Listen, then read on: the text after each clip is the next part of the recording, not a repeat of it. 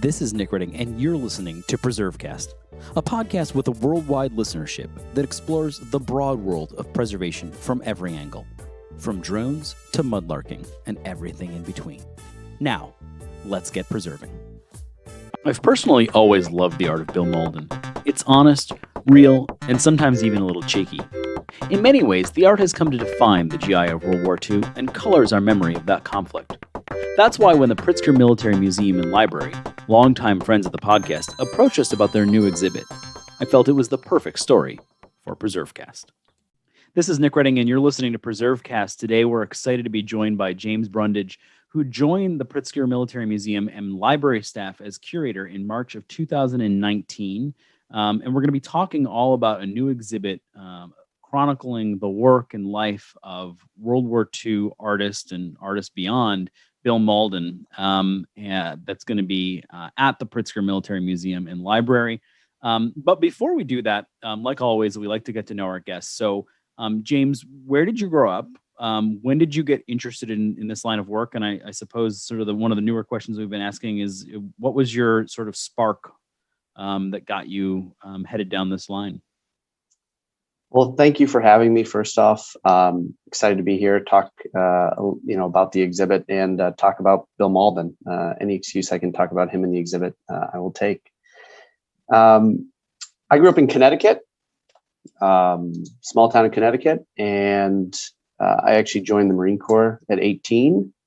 Served as an infantryman for 4 years, and then I got out of the military and I went home to Connecticut. So for me, that's kind of one of the reasons that I got interested in history, was my own military service, family history as well. But for me, I think being in the military and sort of experiencing history firsthand and recognizing consciously at some point that I was sort of taking part in history, kind of sparked an interest in, what goes into history and, really looking at how average people like myself kind of play a role in history.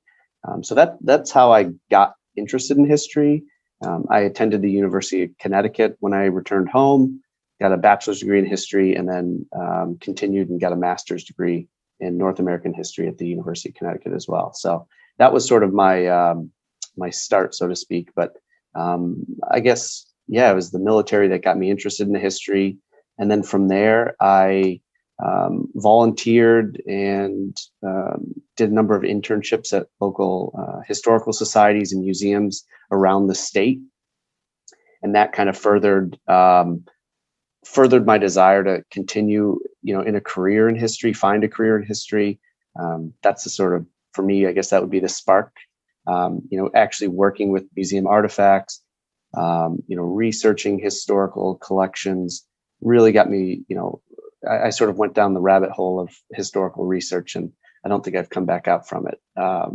So that would be my spark, I guess I would say. I really, really enjoyed that kind of work. And that's what pushed me to search out a career in public history primarily.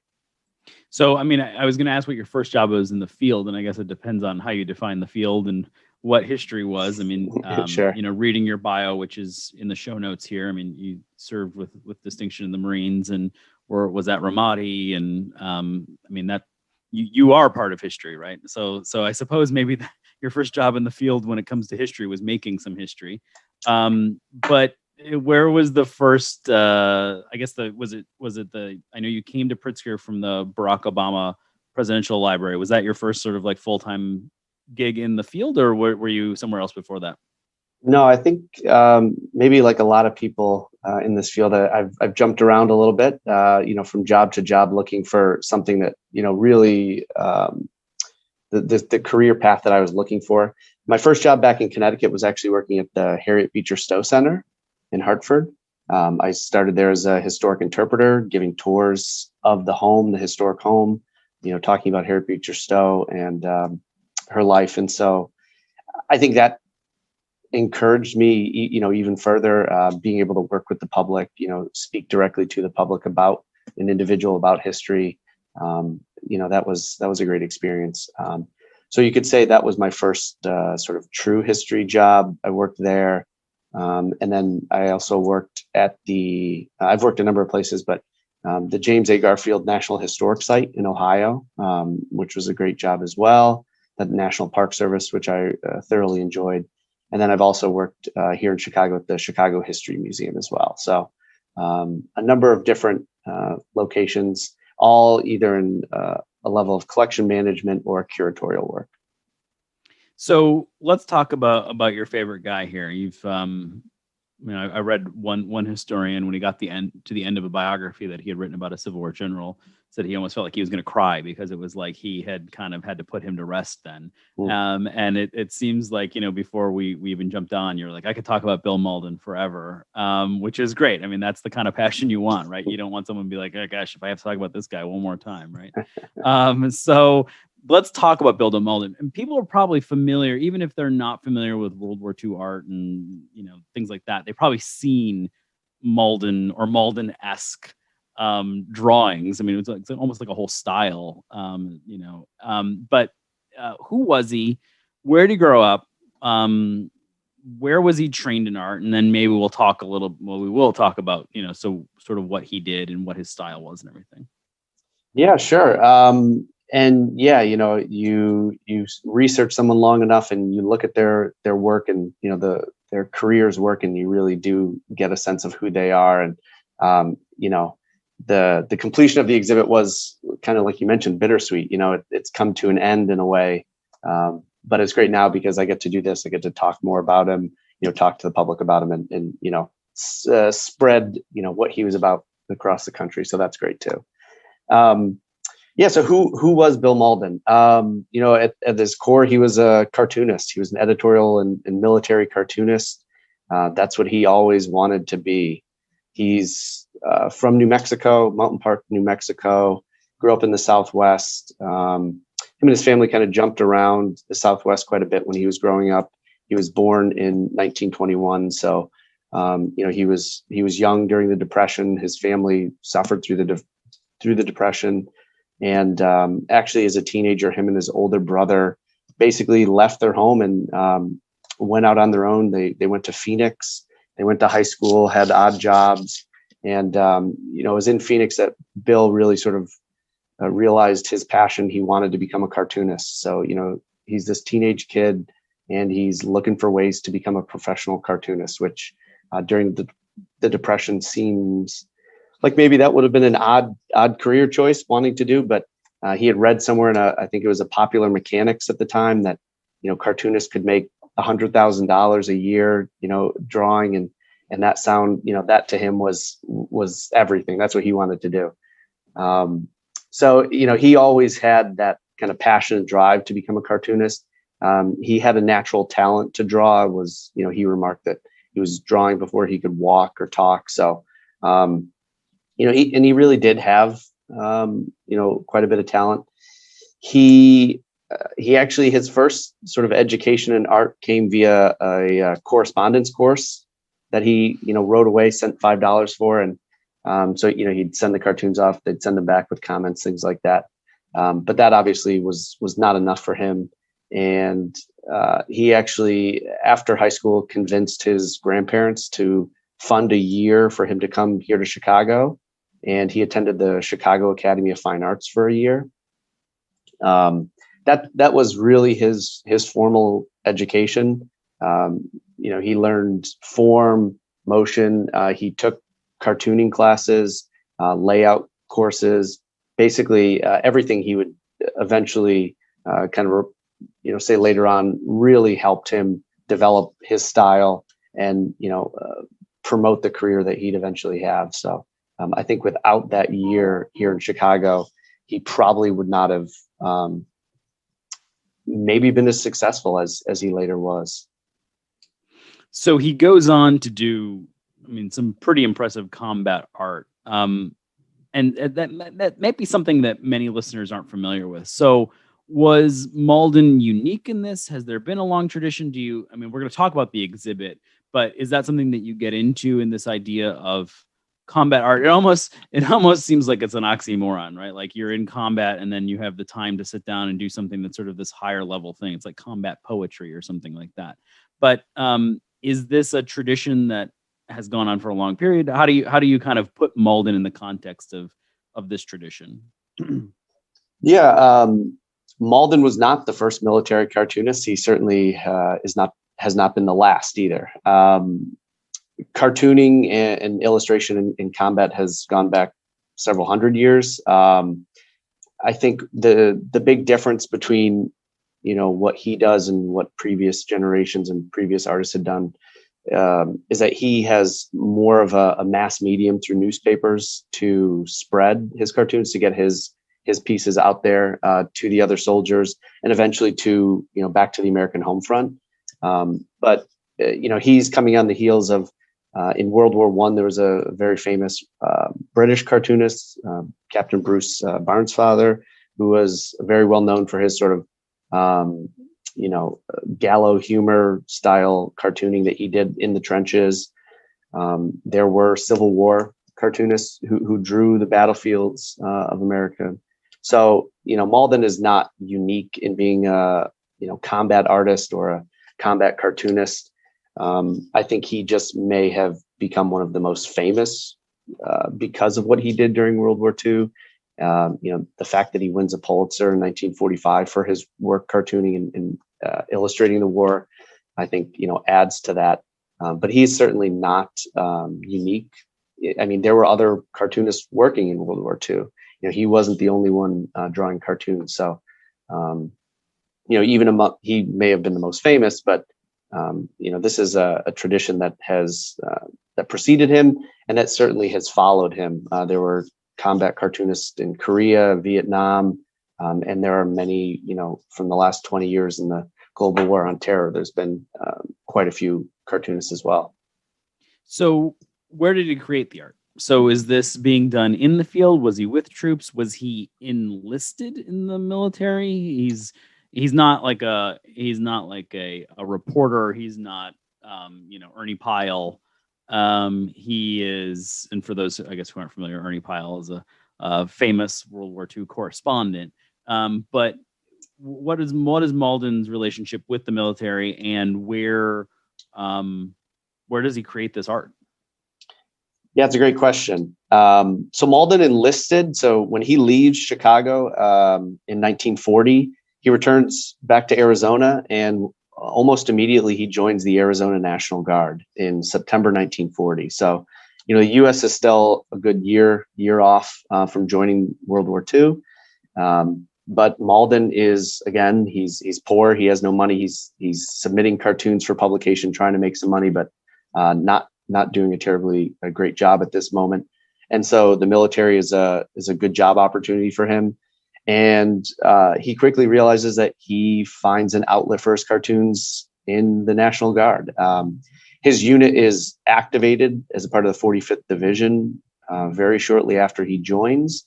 And he quickly finds his way onto the staff of the 45th Division News, which was the division newspaper. And he starts publishing his cartoons in the paper. He basically, he was doing drawings for other soldiers, and his work got noticed, and they said, "Hey, why don't you draw a cartoon for the paper?" So by the time the division goes overseas to North Africa in 1943, Mauldin's been cartooning for almost 3 years for the newspaper. So by this point, he's drawing a lot of the same kind of scenarios that he'll draw during the war. He's illustrating what he sees. Up to that point, it's camp life, it's training, various maneuvers that the division is participating in, and it's a lot of gag humor. They're not overseas, they're not in combat yet, so a lot of it's kind of silly stuff, but it's representative of what these soldiers are experiencing. So by the time the 45th Division takes part in the invasion of Sicily in 1943, Mauldin's pretty well established in the newspaper, drawing these cartoons. And when the division goes into Italy, his job is that of a combat cartoonist, essentially. He's essentially he would maybe call himself a journalist, but he was essentially a correspondent at that point. He was just using illustrations to get his message out there. And in order to do that, he's working with some pretty impromptu materials. He's essentially scrounging for zinc, for copper, for acid to get his drawings etched so that they can print them. And he's kind of going around and just scrounging this material wherever he can find it. So ultimately, what happens when he goes overseas is he follows the division around. So, the units, they're fighting, and Mauldin will try and sort of tag along as much as he can. He wants to witness what the frontline soldiers are witnessing. He wants to experience what they're experiencing. And then, he will go back into the rear and he'll start illustrating what he sees. So he tended to have a sort of routine of spending a few days at the front with the soldiers in the infantry companies, and then he would go back to headquarters. He would draw up some cartoons that would get published over the course of a week, and he'd go back out and do it again. So he was kind of drawing everywhere. He was, sketching on the front lines, finishing the cartoons in the rear, and then in the instances that he was, sometimes finding himself away from his divisional headquarters or the newspaper's headquarters, that's where he was kind of scrounging for materials to try and get his works published. And I guess this would be sort of in the weeds, but was he armed? Would he have been armed when he was in the field? Was he ever engaged in combat? Yeah, he was always armed. I think from his own memoirs, he tried to avoid it where possible, I think, but that wasn't always possible. He has lots of anecdotes about various scenarios he found himself in, but I don't think he ever found himself firing on German soldiers, on the Germans in Italy or the Italians. He was more focused on his task of, getting good material for his illustrations. But Mauldin, he was wounded in late 1943. He, on one of his trips to the front, he was with an infantry company in the mountains of Italy. And on his way down the mountain, going back to his headquarters, a German mortar shell fell within a few feet of him. He was with a chaplain at the time, and they were both wounded. The chaplain more seriously than Bill was. He took some shrapnel on his shoulder. And that actually lent a level of credibility to his work. The fact that here's a guy who is out there, he's out with the troops, he is drawing from experience. And the fact that he was wounded, really did lend a level of credibility to the fact that, Mauldin is out there with these guys.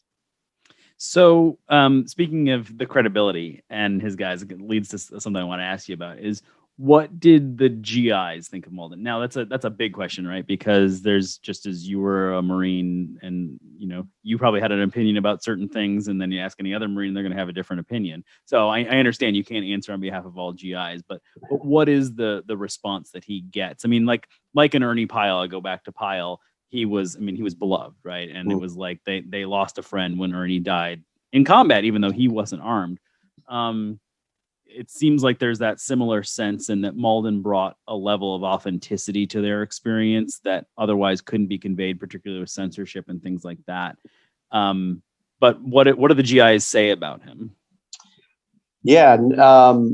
And, speaking to the idea that you can't speak for everyone, I think that's a fairly good representation of what people thought about him. But for the most part, I think everybody appreciated what he did. Because of the fact that he was trying to, bring a level of realism to his cartoons to show the sort of gritty reality of what these guys were going through. Mauldin was all about making sure that his cartoons reflected, the true lived experiences of infantrymen, especially in Italy, where his division was and where he spent a good portion of the war. And I think generally, from what I've seen, there's always, when Mauldin joined the Stars and Stripes in early 1944, there was a mail call section of that, and soldiers would often write in to Stars and Stripes, and they would often write about Mauldin and what his cartoons meant, and the fact that, these were great cartoons. They truly were spot on, that they often represented exact scenarios that, some of these guys found themselves in fighting. And so I think the general consensus was that Mauldin truly was, illustrating their experiences and adding a level of humor to it that these guys could sort of relate to, and that they understood, that sort of dark humor that pervades combat at times.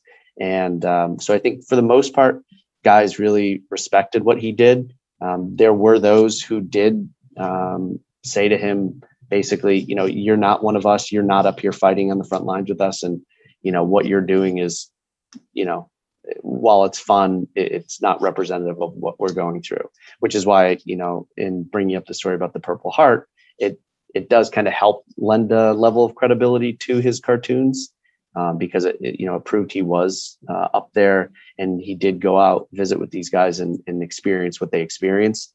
But at one point in the war, his cartoons were under the headline "Up Front with Bill Mauldin," and he actually changed it to "Up Front by Bill Mauldin" because of some of the criticisms, just because of the fact that there were those who thought, this guy's not really up front the whole time. He's just sort of he was criticized for being sort of a frontline tourist at times.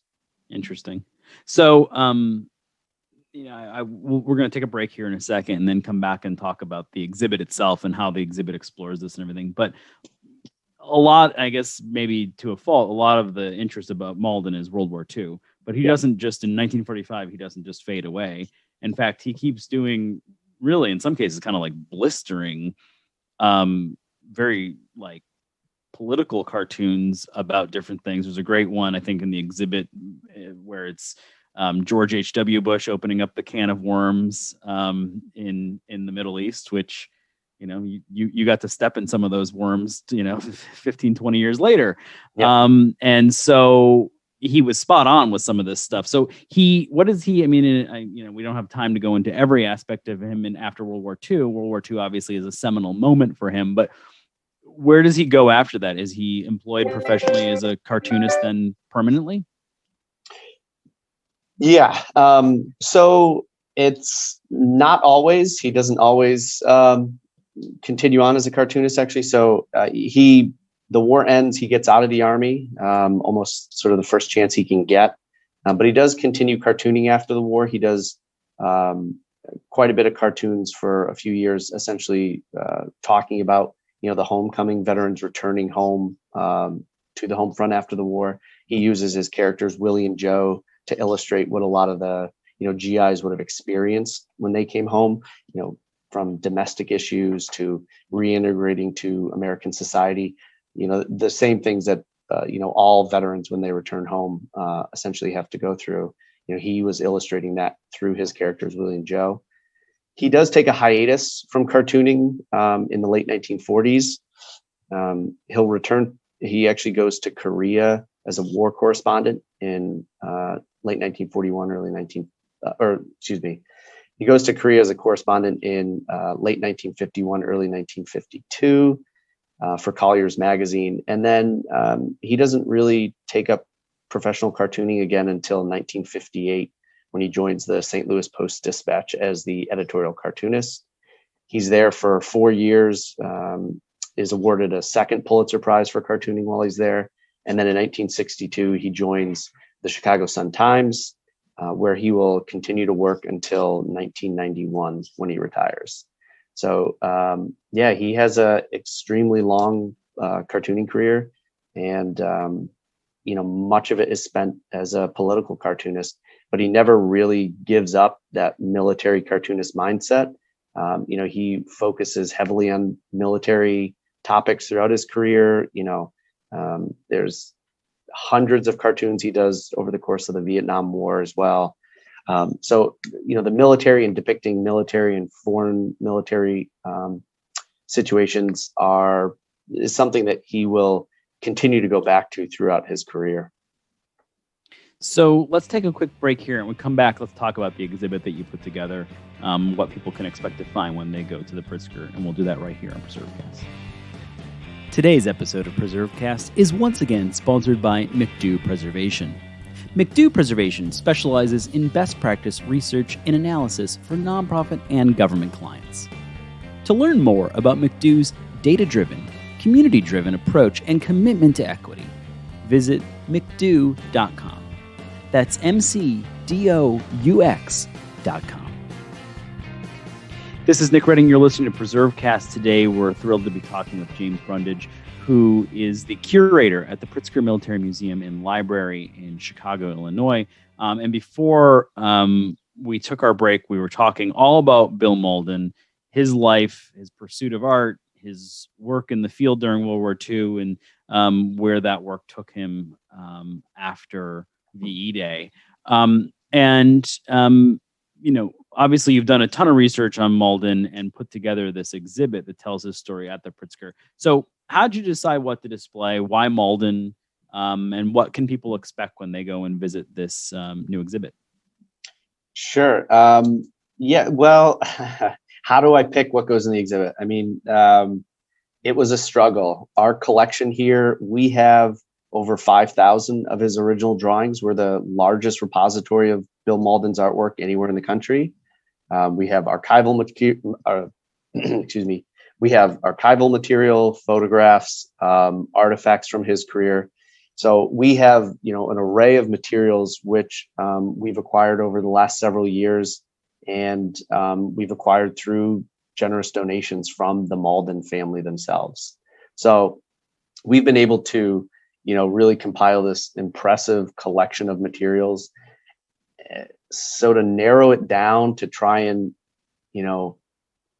present his life in a narrative that kind of tells the story of who he is, what was important to him, and why he did what he did through his career, was not the easiest task.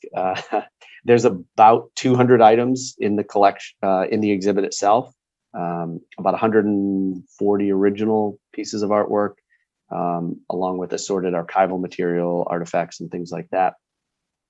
And, to break that down, I, essentially looked at, what is Bill Mauldin all about? What was important to him throughout his career, and what really defines, who he was as a cartoonist. And so, as we've been talking about, there is certainly a portion of the exhibit about his early childhood, his time here in Chicago, his early cartooning career in the Arizona National Guard with the 45th Division, and then that leads into his wartime work with Willie and Joe, and illustrating, the experiences of infantrymen during the war. And then from there, I really wanted to highlight the fact that Mauldin doesn't just stop drawing military cartoons. He doesn't stop trying to highlight and, talk about the experiences of those in the military. Like I mentioned, he goes to Korea. He illustrates, what these guys are going through. He tries to kind of relate it to his own wartime service in Italy. He can certainly relate to the mountainous regions of Korea that he saw in Italy. But he writes home that it's far more difficult than what they saw in World War II from his experience. And he wanted to highlight that to the American public again, that what these guys are going through is difficult. And he always wanted to present it from their viewpoint, from the view of the fighting man. The same goes with Vietnam. During the Vietnam War, he will draw from his own experiences, and try and essentially imagine, what these guys are going through in Vietnam. He also goes to Vietnam in 1965. His son is actually a helicopter pilot serving in country at the time. So, he does get to experience a little bit of what's going on in Vietnam. And, his goal is always to try and present an accurate depiction of what's going on in America's wars. And I think that's something that he takes with him from his own experiences, is that he wants to make sure that people understand, not just from the broad overview of war and what you see on the news, but to try and give an understanding of, what's the young infantryman on the front lines, who's probably scared, who's wet, miserable, eating bad food, what's their take on this war? And of course, he always did it with his sort of signature humor, just single panel cartoon. And, that was, I think, something that was very important to him. And so, I highlight the fact that he doesn't just stop after World War II, but that he continues through. And he even drew cartoons of Soviet soldiers in Afghanistan, Israeli and Arab soldiers during some of the conflicts in the Middle East, the 6-Day War, Yom Kippur War, things like that. So it wasn't just Americans. He's highlighting other military engagements as well. And what role do the descendants have in this? I'm curious. So you kind of mentioned that the descendants are obviously very proud of him and have donated a considerable amount of work to the Pritzker, but did they have sort of a advisory role in pulling this all together? Not too much of an advisory role. They were certainly influential and extremely helpful through the donations that they've made. They really wanted this collection as much as possible to be located in one location so that it would be easily accessible by researchers, people who are interested in his work, and because of our ability, to exhibit it, that we would be able to do something like this and really highlight his work and tell his story to a public who maybe is unfamiliar with Mauldin's work. But they were certainly very helpful in giving insight into him.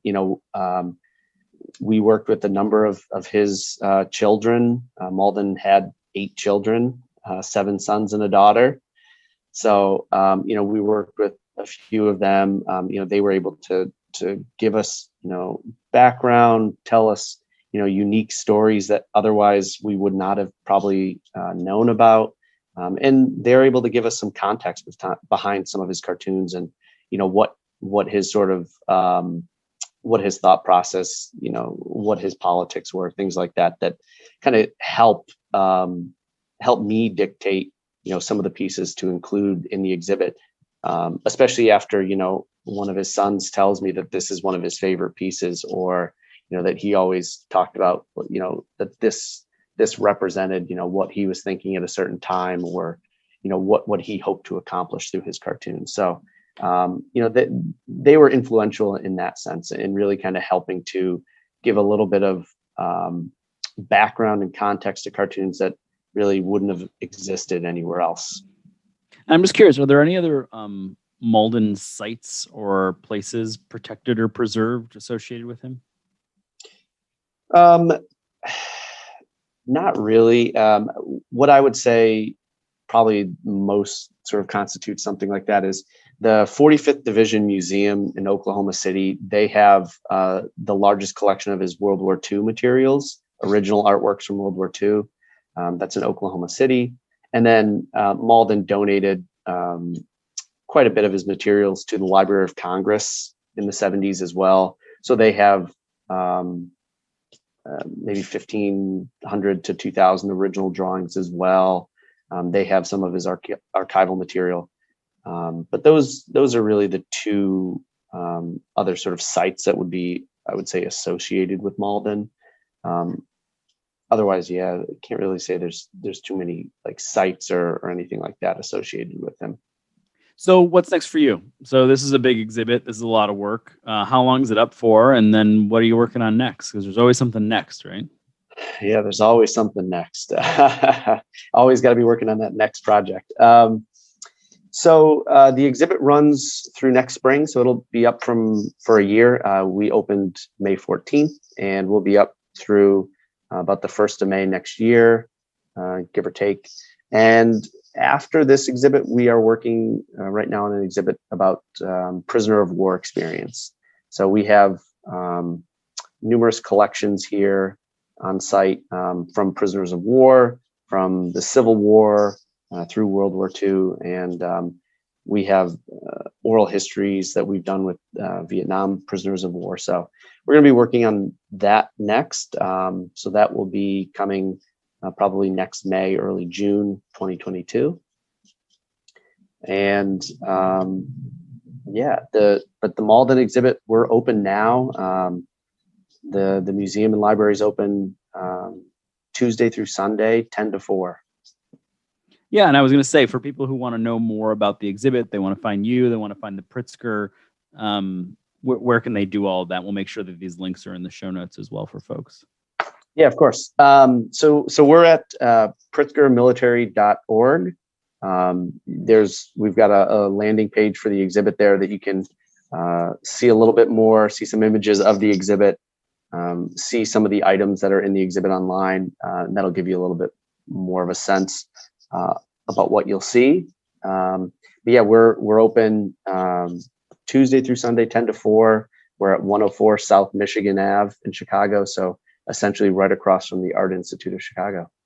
Yeah, you can't miss it. No. Kind of like right there in the middle of all of it. Yeah, we're right downtown. You can see, up on the windows, we've got we've got Pritzker Military Museum and Library up there, and we've got the Drawn to Combat Bill Mauldin and the Art of War up there as well.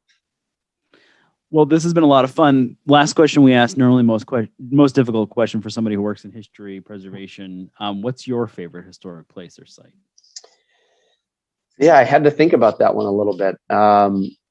Honestly, I think one of my favorite spots is actually the James Garfield National Historic Site where I worked in Mentor, Ohio. It's it's a beautiful home.